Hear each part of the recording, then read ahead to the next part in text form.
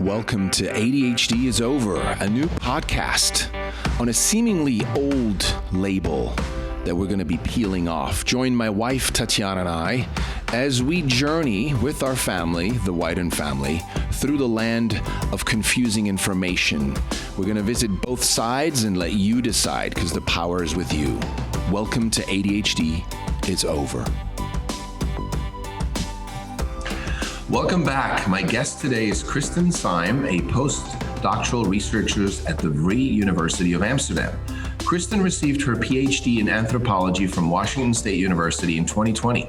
For her dissertation, she conducted research on evolutionary approaches to social conflict, mental health, and behavioral outcomes using archival ethnographic data from the Human Relations Area Files and collecting accounts of parent-offspring conflict during adolescence and young adulthood among Micronesians. Kristen also wrote a theoretical review paper on mental health using the framework of biological anthropology, a field that synthesizes biological, evolutionary, and cultural theory and methods to make discoveries that shed light on humans, who we are, and how we got here. Kristen is the co-author of a paper published in the Yearbook of Physical Anthropology back in May of this year called Mental Health is Biological Health. Hello, Kristen. Welcome. Hi, thank you for having me. My pleasure. My pleasure. Wow, that's a mouthful. I just want to start out by inquiring, how did you get into this field? What interested you about anthropology? Oh, well, anthropology, that goes back to when I was a teenager. I actually wanted to be, you mentioned you were an actor at one point. I wanted to be an actress at one point. I was in art school, but then I dropped out of art school because I guess I wasn't that good at it. And so I was sitting, I was really distraught about it because, I thought my life was over at 15. And I was talking to my aunt and I was like, well, she is very worldly. And she taught people from all over the world. She was taught English as a second language. And I was like, is there something that involves culture? And she brought up anthropology and then I was hooked. And so that's how I came to want to be an anthropologist. Wow. That's a great story. I like that. I think we all have similar childhood stories where we tried something and then it didn't work out. And we're like, that's it. Life's over. Exactly. Here we are years later. You're currently in Amsterdam.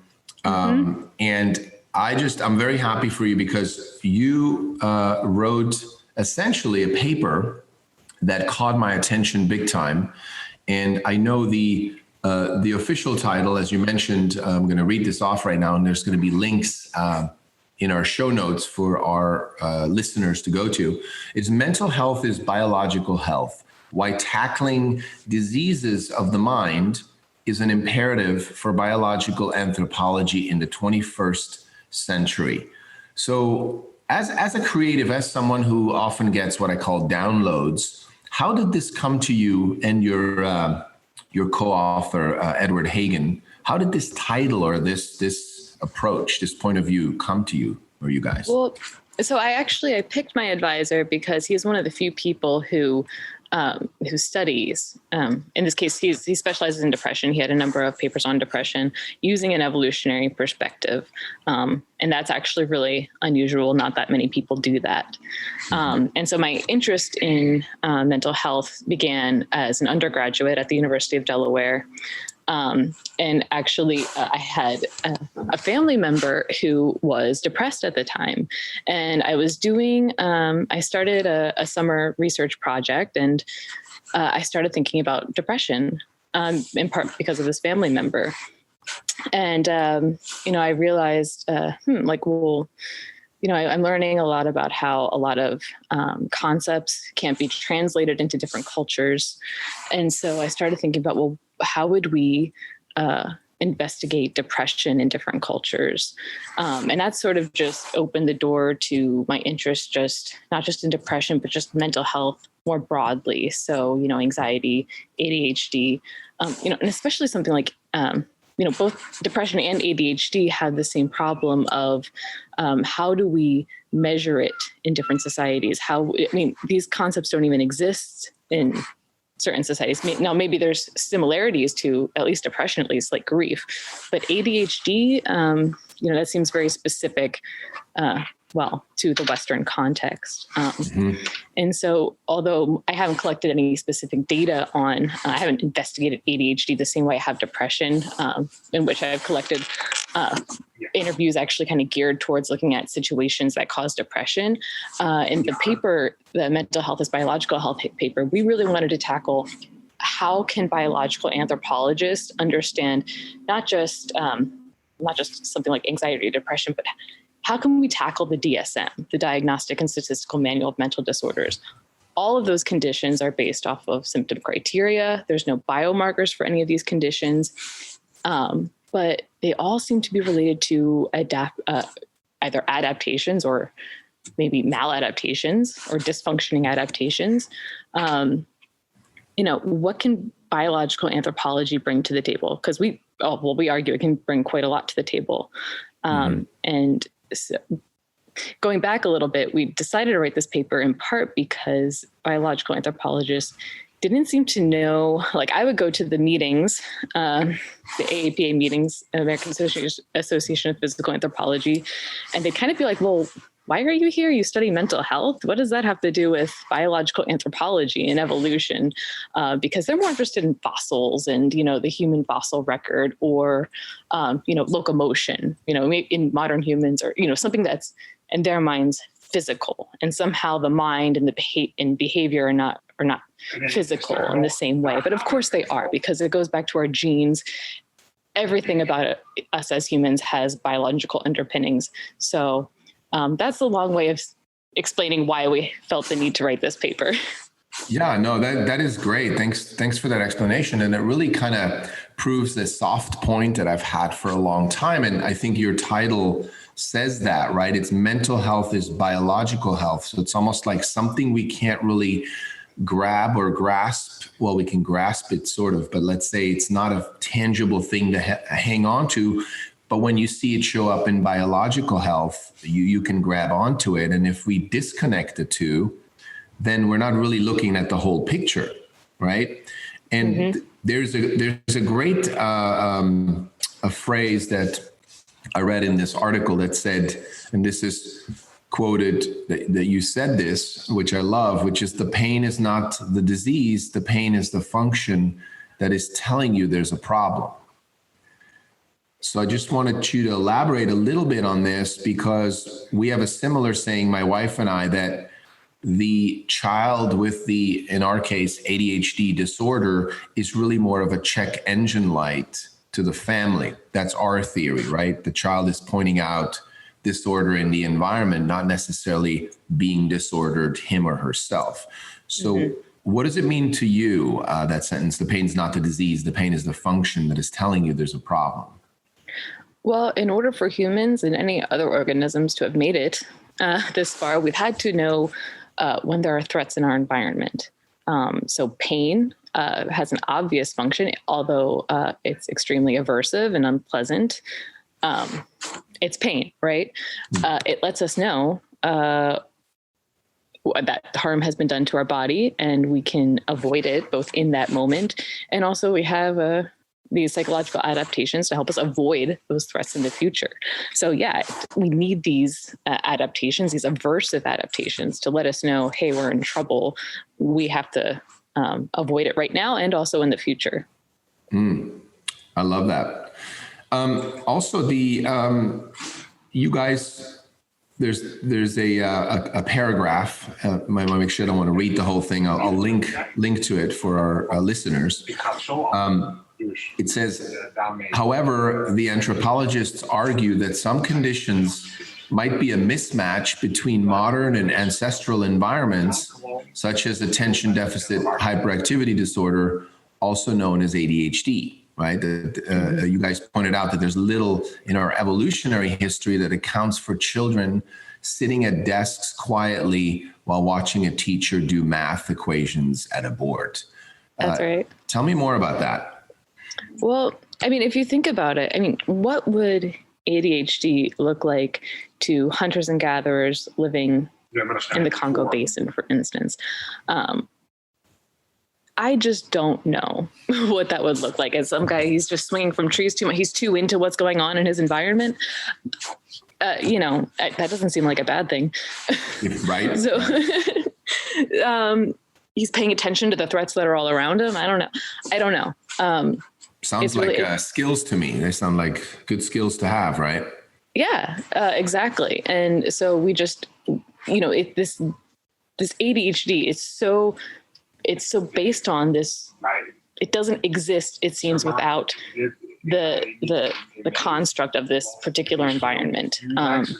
They say, it can't just be in the classroom. They had the behavior, the inattention, the hyperactivity has to be seen not just in the classroom, but also in the home. But, also homes people have very rigid family environments, for instance, or the church environment or whatever else it is we take children.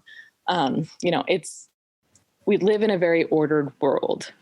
And it's just not clear to me. And I haven't done any research on this in the field, and I don't know anyone who has yet. But, I think actually some anthropologists are working on that, as a side note.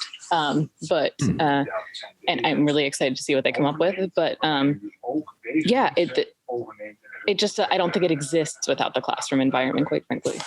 So what I'm hearing is, and I've been saying this for a while with my wife too, right? If we are forcing our kids into these boxes, right? The classroom or the certain rigid family structure, or even the box called "you should be this way," or "you should do this thing or not do this thing." These boxes really create friction between the child and the environment. And I think we then take that friction, those symptoms, and we go, oh, that child has a disorder. Now, to me, that's just completely ridiculous. But I'm glad that we're on a similar page there, or same page. That yes, there's still lots of research needed, but to me, intuitively, it just feels like a losing battle to try to squeeze a child into an environment that he or she's not thriving in. Right. Yeah. And of course, it's a lot easier for, because, in fact, if you look at, the prevalence of ADHD in the population, it amounts to about one child per classroom. It's like 1 in 20. So it's like whoever that poor kid happens to be. And in addition, there's also some research to suggest from Brazil, Scandinavia, and possibly some other places that younger age relative to your peers, so just having been born later, puts you at heightened risk for ADHD because you are comparatively developmentally younger, which is nuts. And to me, completely disproves everything else, the narrative that's given around ADHD, which is like, it's how you're born, it's genetic, it's a disorder, it's a neurochemical imbalance in the brain. It's like, well, if you have it more likely when you're younger within, the same classroom, to me, that disproves a lot of these other points, Yeah. And who knows what's going on? I mean, ADHD is, we talk about this thing, construct validity, where, are we talking about, are we carving nature at its joints? Are we really describing a phenomenon? Like, anxiety seems like a very specific phenomenon. Is ADHD a phenomenon the same way anxiety is? When you say phenomenon, what do you mean? Well, are we capturing a specific trait? Are we capturing multiple traits? For instance, it seems to me that there's some multi-causality here. It's not one thing. There could be normal variation in terms of hyperactivity that puts someone at risk for getting a diagnosis. They could be relatively younger in age. They could be both. They could have experienced some kind of trauma. So all of these things can put you at heightened risk of receiving a diagnosis, but it's not one cause. It's not a singular trait. Right. Yeah. And it's interesting because what we're discovering is that it all sort of goes back to, and you guys mentioned that as well in it says in the article that, depression, anxiety, and PTSD often involve a threat or exposure to violence, which are predictable sources for these things that we call mental diseases, right? And we're discovering similar things for ADHD, which actually we believe that a lot of PTSD is misdiagnosed as ADHD. Yeah. Because we have it in society that trauma looks a certain way. It has to be sexual abuse or physical abuse. Trauma has 1,000 faces. And I think it's an unfortunate name, and people have a adverse reaction to it. Like, oh, there's no trauma here. But that said, what I want to just point to is, we're not an anti-pharma, ADHD is not an anti-pharma movement. At the same time, just like you guys, we're looking at this supposed chemical imbalance theory of depression, for example, or even in ADHD, right? What did you guys discover there, and how do you feel about this narrative that there's this chemical imbalance in the brain? Well, I think it is just that. It's a narrative, and it's just unfortunately not a narrative that's tied to reality. Now, of course, I agree with the premise that, again, mental health is biological health. I think the narrative comes from, on the one hand, advocates wanting to destigmatize mental illness, which is very admirable. On the other hand, then there's the sort of the pharmaceutical advantage of, well, they destigmatize it, then they can get more people seeking diagnoses for these because they feel less stigmatized or less afraid to seek help, which is great. But the point shouldn't be for their profits, which it is a little bit. I think that it's okay to admit that. Absolutely. We live in a country or in a world that's profit oriented, right? I just saw yesterday this sweatshirt, and it said, people over profits. And I thought to myself, yeah, that's true. But in the case of children with mental disorders, especially during a so-called pandemic that we're in, I would say the childhood version of that sentence is, children's mental health over academic performance, right? Because we're stressing them out right now. Yeah. And again, that's a trauma And you think, who's that about? That's really, I think, about like parents a lot of the time wanting their kids to perform a certain way to make the family look a certain way, as opposed to, if you take it easy, maybe even if the kid waited a year or something, to the family, that's like, oh my God, it's the end of the world. But, really, is it that big of a deal? Probably not in the grand scheme of things. Well, it is the end of the world anyway. We're in a pandemic. Can we pause, And I'm totally with you on this. And I think a lot of that added stress to whatever they're already dealing with, right, is a lot to handle for a young nervous system. Oh yeah, certainly.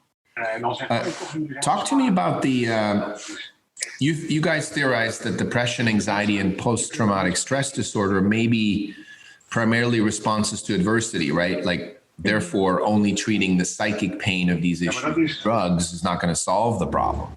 Right. Of course, it's especially in our individualistic society where treatment is individualistic for the most part, not there are exceptions, but it usually is individualistic. That's the quick fix, right?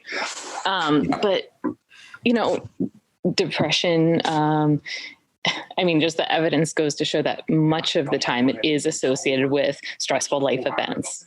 That's not to say that it never has, a cause that people just aren't prone to it for reasons that have purely to do with biology and nothing to do with the environment. I would suspect that that's actually really rare, that it never has anything to do with your environment. I think that is fairly rare, but not to say that it can't happen, of course, because adaptations can dysfunction. Of course, any adaptation can dysfunction. So whatever the adaptation for depression could certainly dysfunction, but for anxiety as well, and for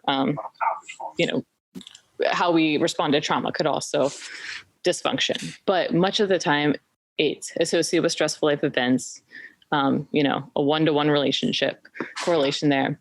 And it does remit much of the time after several months. And let me ask you a question. What do you, you guys are basically saying that some of these most common mental disorders, right, including depression, anxiety, PTSD, ADHD, might not be disorders at all. Right. If they're not disorders, what would you want to call them, or what would you like to see? You mentioned tackling the DSM, and I'm right there with you. Like, what would you like to see this being renamed as, for example, if it's not a mental disorder? Because it's an interesting question. Painful responses to adversity, or something similar to that. Responses to adversity, adaptations to deal with adversity. So kind of like struggling with the current environment, or dealing with some adversity, and how we react to it may look like struggle, right? Mm-hmm. Yeah, I mean, if something in your environment is harming you, you're probably struggling, first of all. Now, the other point is, what function, say, does sadness, does depression, does anxiety actually have? Now, those are a bit more complicated questions, and we have theories about that.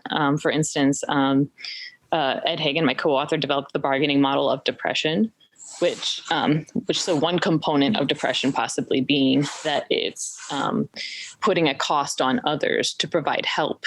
So basically, when someone's being exploited, that person will kind of withhold, not consciously, but kind of take it back, withholding investment, withdrawing into the self. And then so they're not providing the cooperation that others that others are getting, because humans are social creatures, and we're always interacting, we're always interdependent with other people. And so if someone's exploiting you, say at work, or in the family, you're being exploited, then you're kind of withholding that investment by withdrawing into the self. That's interesting, because I have a friend who's dealing with that with her child, her son, going through depression. And I'm wondering, just when you said it, that it could possibly, because if a child is young, like 7, 8, whatever, and they're being quote unquote exploited for, say, love, like they're becoming the buffer between the husband and wife, or they're becoming the thing, it's almost like I have to make mom feel like she's loved, and I have to make dad feel like she's loved. And that could lead to a shutdown. Yeah. Right? Yeah, especially if they're not, because, I think children are really good at sensing when they're being exploited emotionally and otherwise, that they would just withdraw. And the effect that could have is that it's not necessarily, no, one thing about depression is one reason why people don't like it and why it has stigma is because it makes other people mad because you're not giving them what they want. So it actually reflects a conflict of interest between the two people. And so, it could turn into kind of an arms race per se. If the child in this case is depressed, and the parent gets more angry and the child gets more depressed, and then, at some point you reach a threshold that has to be resolved. There are a lot of evolutionary arms races, and this is potentially one of them. Now let's go back to ADHD, right? So ADHD, and I wrote this down this morning. I often wake up with these thoughts and insights, and I just want to get your reaction to this. So one of the things that I wanted to share, and my wife and I, we talked about this for a while. It's like, it's not something that we're born with, but we're born into it. And what I mean by that, it's an existing conversation, right? Let's say a baby is born into this world. He has or she has arrived on this planet, and there's already an existing conversation. There's an agreement called ADHD, right? It's a label. It was made up. It's in the DSM. It's a thing that was made up to describe these symptoms, right? Yeah. But then in that case, it's not really who that person is, and it's not something they have. It's something that, in this case, the parents then choose to label their child with. Yeah. Isn't that crazy? Yeah, I would 100% agree with that. It doesn't, a child could be born with certain propensities, but it's the society that says, okay, you have X label. And then the child can then decide, I think most children, it ends up being their identity. That's the identity they're kind of stuck with, and they can challenge that, but it's very difficult to do that. And talk to me about like your belief of what I call collateral symptoms. Like, the child has struggles with the environment. So let's call it the symptoms are those of ADHD. And then he or she gets labeled. What effect can that have from your point of view on a child? Well, that's an interesting question. That might vary from child to child, and it can vary depending on how their family and how their teachers deal with it. There's certainly, I think there's some, even though mental illness just has a stigma, because you're basically saying, the DSM is implying, it's implicit that, or explicit in this case, that something is wrong with you. Now, you can kind of challenge that, like the autism group has said, we don't want to call it a dysfunction. We want to call it a neurological difference. But it's still hard. You're still coming up against that label, mental disorder, mental illness. I don't know if, as long as that label is there, as long as that's what the medical community calls it, I think it's very difficult to challenge. Well, it's kind of like if we use the example of you and I, let's say we first met and we talk and we get to know each other, and I say, I have a disorder. I mean, what's your reaction? I'd be like, a disorder, I assume something's wrong. I mean, it implies something is wrong. That's the meaning. You're incapable of something that most people are capable of. And that's what's going on. I mean, that's what it says essentially. Right. And this is you and I being adults. Now, I would imagine a child that's told that there's something wrong with you, or you have a problem, or more so, I think children will then internalize it as in like, I am a problem, or I am broken. Right. Yeah, definitely. And that's going to come with, disappointment potentially from their families, people being disappointed in them, or even if they're trying to say, oh, I mean, I don't know, I'm conjecturing here, but I'm just picturing the sorts of conversations that might go on, like, oh, well, we've got medication for it. It's okay. It's still, there's something's wrong, Right. It's still that context of like, we need to fix you. Yes. It's funny. I had this my wife doesn't like the episode, but I had this episode where I basically said, oh, God just made another broken child. Okay. And I'm not a religious person, like I'm spiritual, but if we're approaching it that way, then we're basically saying, evolution or God or the universe is producing all these broken brains inside of children. I mean, I'm open that that's the case, and we have to grow through it and develop through it and learn something from it. But it just never made sense to me.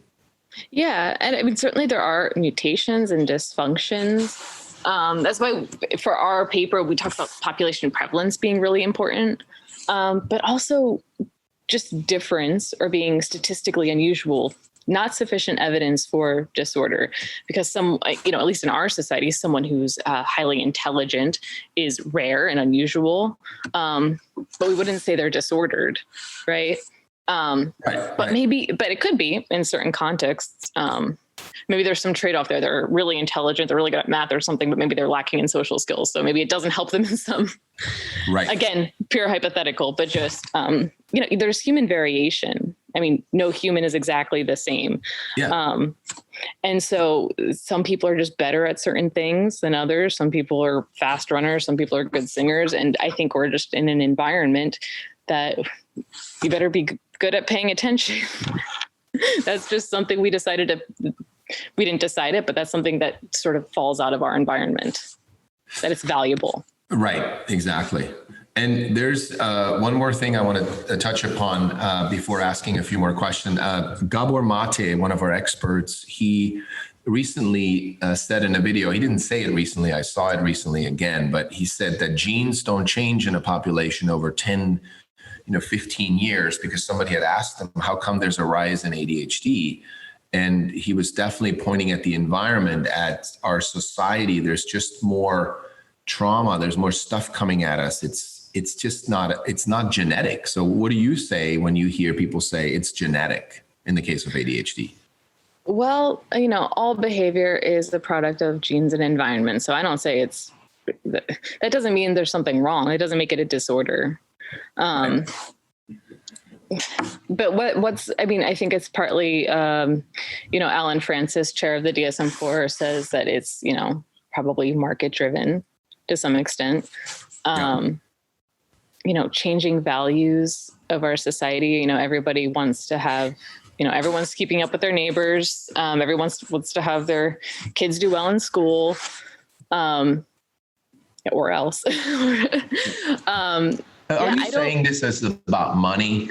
I'm not saying you are saying that, but I hear, and I've suspected this too. It's like the carrot on a stick, right? The parents stick with a carrot on it for their child. The carrot's usually money or success or a successful career, not mental health. Yeah. And, that was something. So I did my dissertation research on parent-child conflict with Micronesian islanders who were colonized. So they're from Chuuk State, Federated States of Micronesia.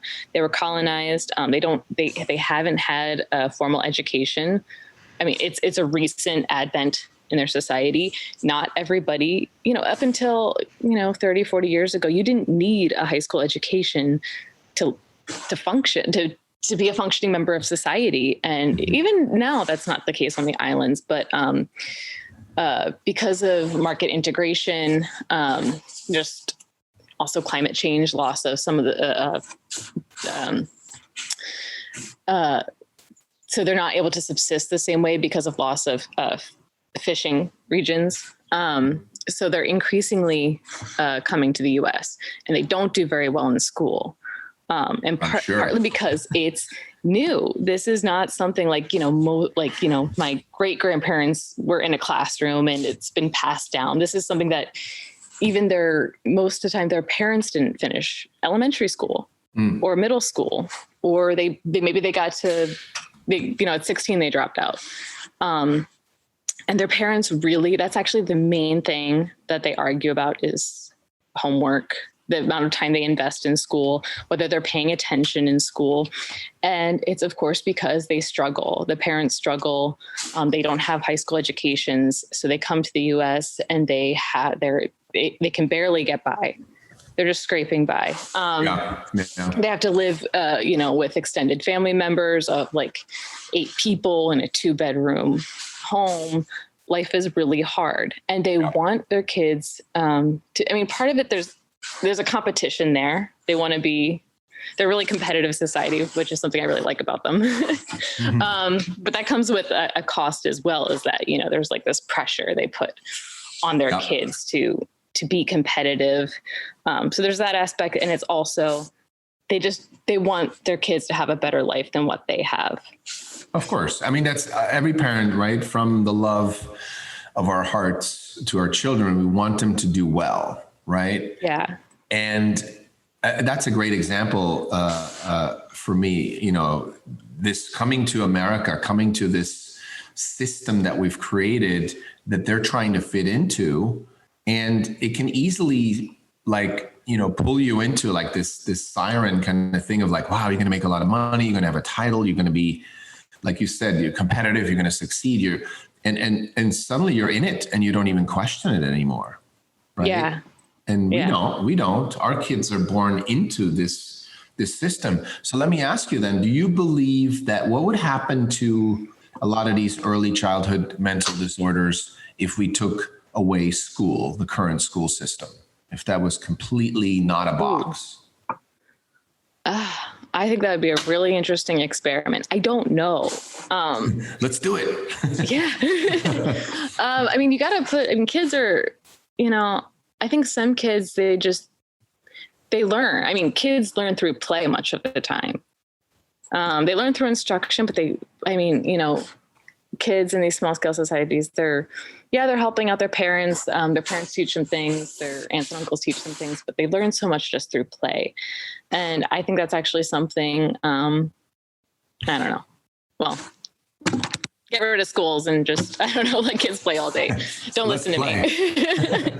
Well, that's actually interesting that you say that, because our kids are at a school like that, where it's child-led. So they get to play all day long. They get to say what they want to do.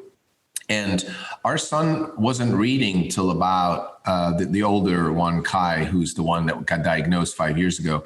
He wasn't reading until, maybe 3, even 2 years ago. He was like 8-ish, 9, which would freak most parents out.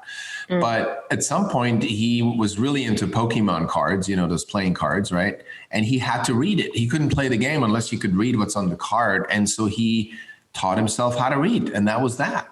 And wow.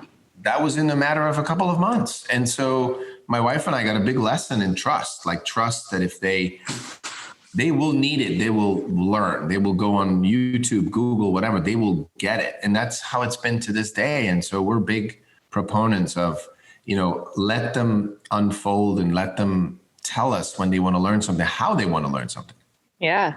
Yeah. And kids, they're, a lot of times we're, so we have these adaptations. We learn through aversiveness not to do something, but we also learn because we want to do something, that something is potentially profitable. And sometimes kids, they'll be intensely focused on something because they're finding it profitable to them. They're learning something, or it's piquing their interest in some ways. And that's going to be different for every child. And, exactly. In some cases, I think some kids aren't very good at redirecting their attention. That's a feature of many mental disorders. Well, I always say, I forgot, it was Nadine Burke. Let's see, she's the current, I'm blanking here, but she gave a TED talk, Nadine Burke Harris, I believe. And she said that, the prefrontal cortex kind of gets, I'm paraphrasing, but it gets hijacked by the need to process something that's dysfunctional in the environment. And so he can't learn, the child can't sit at school and actually learn algebra when, for example, he or she's processing a divorce at home, right? Yeah. It can't do both at the same time. And I always thought that was fascinating. She's the Surgeon General of California, I believe still. So hearing that, I was like, oh, wait a minute. So there is something going on that's disordered, but it's not the brain, it's the environment. Yeah. Because we're problem solvers. Humans are problem solvers. We got these brains that help us solve problems in our environment. So if someone's, that's a feature of depression too, that if you're depressed, also something that's highly comorbid with ADHD, that if you're, depressed, it's because something's wrong and you can't stop. One of the features is you can't stop thinking about something that's wrong because you want to fix it.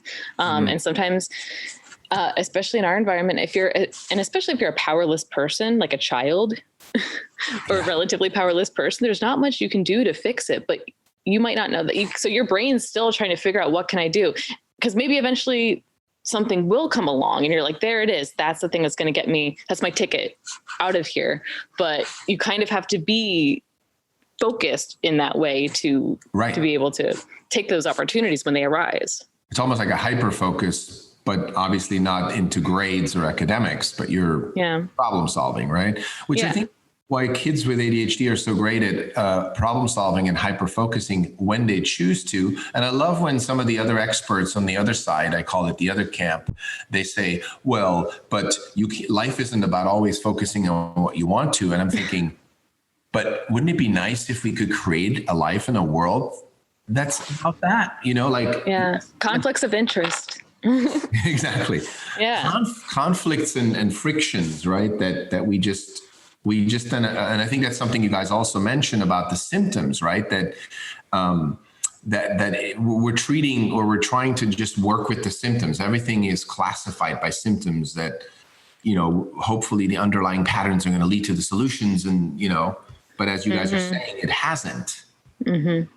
And I wonder why we're so fixated on symptoms and on measuring them and labeling them versus actually admitting to ourselves that our environment is very challenging right now. The world is a very challenging place currently. I think it's because, the symptoms. So initially when the DSM-3 came into being, Robert Spitzer, who spearheaded the symptom-based approach, his goal was that it would ultimately lead to a better classification system, not based on symptoms, but based on, dysfunctions, as opposed to just, symptoms we don't like, which is the way it is now. But, he's said that's a failure. But why it persists is because, there's a lot going on here. The DSM has just basically cemented itself into our society. There's so many things going on, with insurance reimbursement and, right. It has achieved a lot of real world power. The whole business, it is a business. Yeah. Yeah. And then there's the pharmaceutical aspect. In fact, a lot of representatives of the pharmaceutical industry are involved in revising the DSM. So who knows what's going on there. Well, it's interesting because the whole symptoms, right? Like, for example, there's research that I believe like over 70% of the teachers are female, right? And so when you look at girls, they're just behaving differently in a classroom environment. And so when you then have a female teacher and it has boys that are rambunctious, it's easy for that teacher to think you're not being like, quote unquote, everyone else in the classroom. Yeah. So there's the bias from the person who has the power in that situation, which is the teacher. Yeah. Yeah. And I get it. Like can be very challenging to have a child that has so much energy and doesn't listen and, jumps up and down. I get it. And I get that they're going to be interfering with so there are going to be many kids who really want to learn and they're there to learn. And so that one child is, being disruptive, but that has to do with the system, right? And exactly. It's a lot easier to just pinpoint the child. And we all remember in school that kid who would repeatedly get sent out to the class, to the principal's office. It's just easier to kick that kid out or to medicate that kid rather than to change the system. No, because we all remember that kid never changed, right? Hey, I changed. Well, I think you're right. If you look at a classroom environment, if we're not addressing or catering to all the different learning styles, then we're going to have disruptors because they're going to be, like you said, they're going to be like the little red flag or the check engine light, as we call it, that to say, hey, this sucks. This is boring. This is not how I learn. Like, what are we doing here? Right. Yeah. But obviously we don't have enough time or energy or even funding to accommodate all the different learning styles. And we would have to suddenly make education a priority, which I'm not sure if this country is interested in that right now. Higher education, yes. But public school, I think there's a thorn in the eye of obviously the budget. But I just want to ask you, there's a wonderful sentence at the end of the article that said that as anthropologists, that we should be studying this a lot more because the mental health burden in the populations we often study is quite high. What are you seeing? What are you predicting that if, say, we don't study this more, we don't go in the direction that you and Edward went in, what could happen to our population with all this, with this heavy mental health burden? Now add COVID on top and some election stuff, right? What do you predict could happen to a society during that process? Well, our society is changing rapidly. For instance, so not even mentioning the pandemic, which is having effects on mental health. That's a whole other can of worms, but the other aspects of our society are changing so rapidly. The suicide rates going up, suicidal ideations going up, anxiety and depression are going up, especially in young adolescent girls, it looks like. And a lot of that seems like it has to do with social media. That's the way it's looking right now, which is, this novel tool in our environment. We don't know what's going on there. And so if we don't begin to understand how the environment impacts our well-being psychologically and physically, or, and we argue those are the same things, but if we don't understand that, what we're just not going to know. We're going to keep just throwing pills at people and hoping that solves the problem. That's not working. So, I mean, we could just keep going down the path we're going and pretend like there's nothing wrong with our society. But then, more people are going to suffer. More people are going to die. Absolutely. I'm with you on that. In terms of anthropology, or, if we look at Tom Hartman is one of our experts as well, and he wrote this book, well, just got renamed, the new release, A Hunter and a Farmer's World. So he had this theory, right, that people are essentially either a hunter or a farmer. They're either patient, they like systems, they put their head down, or they're hunters. They need to go out and get food and go kill stuff and bring home the bacon and survive, right? Is there, from your research, do you see that more as a metaphor and it's not really what's so, or could it be that something like that is at play for, if we want to call them, two main brain types or two main learning styles or living styles in society? I don't necessarily believe in dichotomies like that. I'm always skeptical of dichotomies like that, but I'm definitely open to just the fact that there's variation, that humans can't all be the same. Yay, thank God. Yes, yeah, because we live in social groups, and it looks like, we actually, we evolved to maintain differences in our populations. So, yeah. I like that. There might be some merit to it, but I'm agnostic on it, I'd say, until the data's in.